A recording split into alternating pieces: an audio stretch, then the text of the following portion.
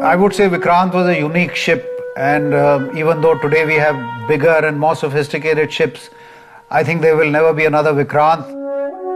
Air Force is there to show the air power on land, but INS Vikrant showed the country's air power at sea. Floating airfield, floating city, powerful weapon. You can use any of these adjectives to describe Vikrant. In the context of Vikrant, no word fits better than pride. Every time I went ashore and I was introduced, he's a pilot of Vikrant. It is not the pilot part, it is the Vikrant part. Vikrant in one word, mother. Mother. When the ship is at sea and the pilot's got a very small deck to land on, it's like coming on mother's arms, you know.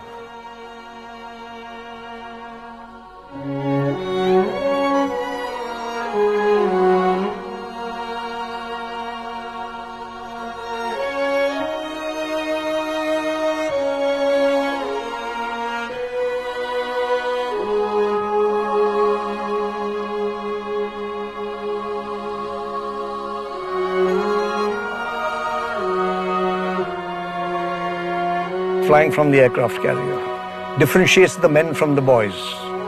Flying from the aircraft carrier.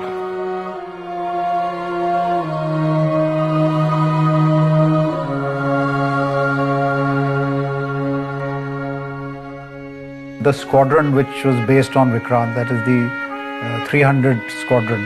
In the early 60s, it was it was the only fighter squadron in this part of the whole world to fly from an aircraft carrier. So the crest that they chose for it was a rare breed of tiger called the white tiger. On the ship, on Vikrant, the catapult was only 120 feet or so. You don't have a runway. Please understand, there is no runway. From zero speed, you would go to 130-40 miles per hour. Acceleration forces would drain the blood out of your head. Because you are actually thrown out of the aircraft carrier. It is after you're thrown out that you catch hold of the control column and you start flying. And coming back to land on it. You don't have a big runway to land on. You've got to pluck one of those wires. Otherwise, you are in the drink, you are in the sea. But now, in this excited atmosphere of a catapult takeoff and an arrestor landing, you have now superimposed the scenario of war on it. How to avoid the enemy radar. So you have to go low. You go hugging the water level, go low, see the target, pull up, drop your bombs and your rockets onto the target, pull out, and then come back to the ship and land. Therefore, all our training, got evolved around an attack on Bangladesh. Chittagong and Khulna, they were pretty solid anti-aircraft fire. Some bullets whizzed past the pilot's head. The windshields were shattered. They couldn't see outside. When I said about, we found that there were a couple of bullet holes in the wings and this, that and the other.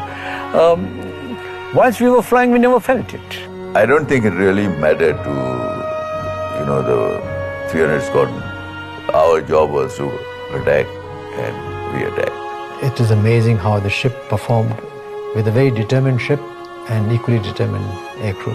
So we always had that sense of pride in ourselves that we had learned to do something which was extremely difficult. Your flying had to be very accurate, your nerves had to be very strong.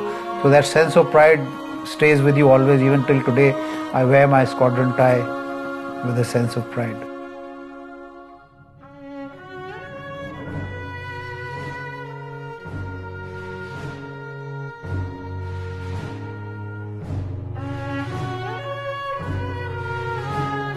It was war. You really need to be in it to understand it.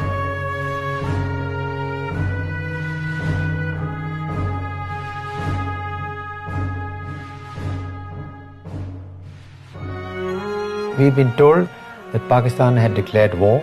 They'd attacked our Air Force bases. A lot of refugees or people displaced from Bangladesh were flooding India. War is not something we really look forward to. But if it had to happen, it had to happen, and we were there when it happened. The major war, according to me, was before the war. Vikrant was not operational. she was not completely battle-worthy. She had serious problems with the engines, and many people felt that she should not take part in the war. We were flying 1 hour a month, whereas we should be flying 20 hours a month. There was nothing right with the ship or the aircraft or the pilots. And then we worked up. We worked up our armament, we worked up our navigation, we worked up everything. We got the squadron together. And then came the news that we actually were going to war. And the ship sailed out and headed towards Bangladesh. Finally, we were attacking Chittagong from 70 miles, 80 miles. You got those bombs under your wings, you got those rockets under your wings, you got the control column with all the switches to drop your bombs and fire your guns. Chittagong, we really, blasted them. Then there was Khulna, Chalna, which got attacked by us again over a period of time. And people became wise to the fact that we heard Vikrant's name on the air. With that came more accurate firing against the aircraft. When you see the bullets coming at you very slowly, and then suddenly, they go past you. I had bullet holes, 7 or 8 of them, and which rendered the aircraft unsafe at high speeds. We were also prepared. Our aircraft will get damaged, we will pull the blind, that means eject, a parachute will open, we will land anywhere. And anything can happen to us. The environment on Vikrant was of heavy excitement. When we came back from a sortie, we first went to the senior pilot or the squadron commander, when are you sending me up again? The ground crew would not go down to the mess decks to sleep. They would sleep under their own aircraft. They wanted their aircraft to fly. 1,300 people on one ship and then escort ships along with it. I have one mission, and for which we have rehearsed again and again. We wanted to make sure that we were there, serving the nation. And actually at the end of the day, it was serving the nation, serving the country. From the stage when there were no pilots operational, no aircraft available, the ship itself limping, we won the war. And Vikrant played no mean part at all, a very, very prominent part.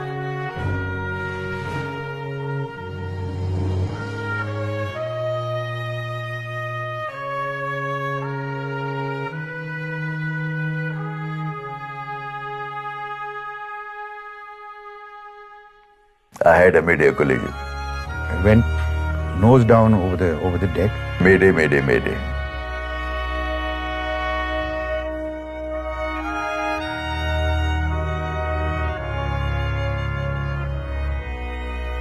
I felt a huge judder. So I looked and I saw that my right wing was staring at me.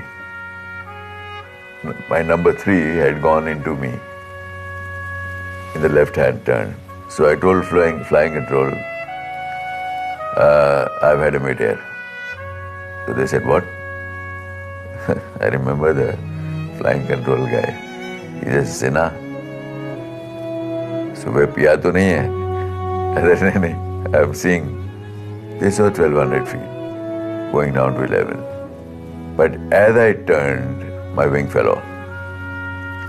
And I went into a spin at 650 feet. I ejected and got out of the aircraft. Suddenly, from a lot of noise, total silence. Then I hit the water with my hand on my life vest. But I hit the water and it started getting dark. And got darker. And I said, hell, I should be seeing some light. It got darker. And I kept going down. Then I realized that I'm going down instead of. So I started doing my checks, starting from your feet round. And I realized that my hand had frozen due to the shock on my life vest. So I hadn't pulled it. On the rollout, I found that the catapult was not operating to its full capacity.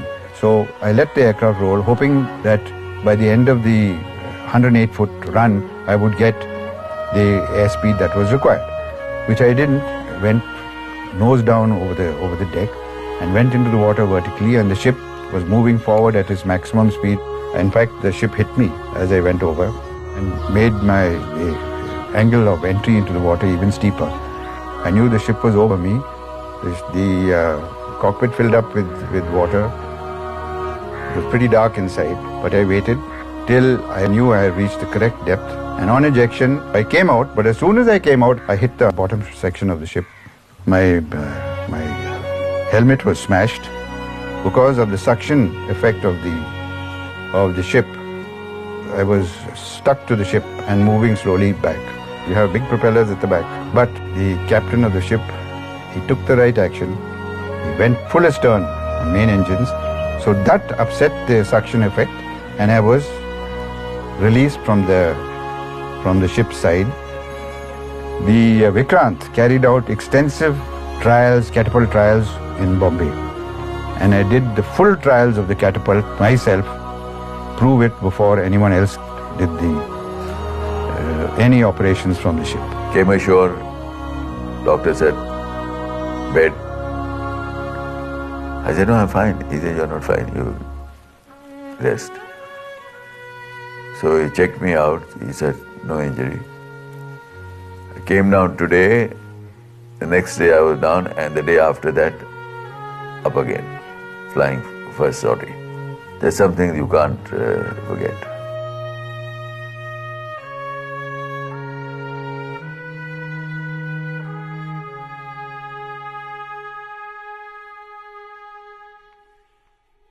I resigned because I felt that after having commanded a ship like Vikrant, I don't think I could ever get another appointment which would give me such high as this ship gave.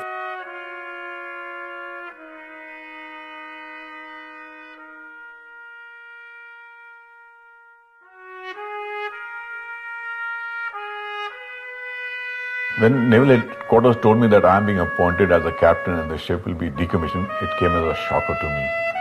I had to bid adieu to the entire fleet, to command, to the dockyard who served the ship. Then I thought of this idea of sending out a signal to everybody who were part of Vikrant during our operational days and maintenance time. So this was a signal which I sent out on the last day, which was addressed from Vikrant to the fleet, to the CNC of the command, to the dockyard admiral, and the ships which were there in the fleet at that time. And I'll read it out. In a few hours from now, I will come to rest. But in these 36 years, I think I did my best. For my fleet and the Navy, I earned great name. That's why they call me the Lady of Khulna fame. Now I'm going to bid adieu.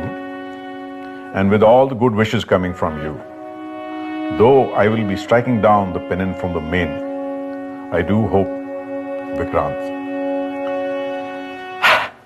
will be back soon again.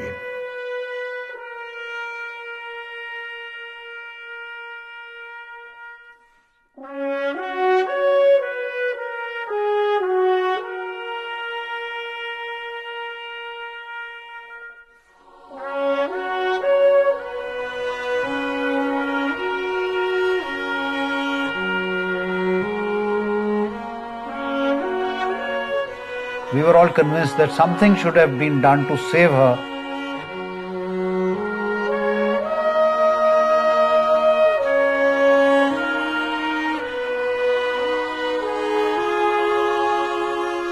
My first reaction on Vikrant's being scrapped was of dismay. I was very sad, very sad.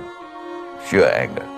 Now to send a ship to the scrapyard is almost like condemning a human being to, execution or hanging or something like that. We tried very hard, but She's being put to rest, unsung and unhonored. Well, when I read in the papers that Bajaj had decided to take some metal from Vikrant and incorporate it into a new product, I was quite thrilled to hear that. It was an armor-plated hull which could withstand the shock of a torpedo or a shell from a gun. So that was very valuable steel. So if even a little part of the steel is part of your motorbike, then you're a proud man and be happy. To the people who are going to ride the Vikrant, all I can say is I hope they ride it with the same pride and honor that the way we gave to the Vikrant ship, and I wish them all the best.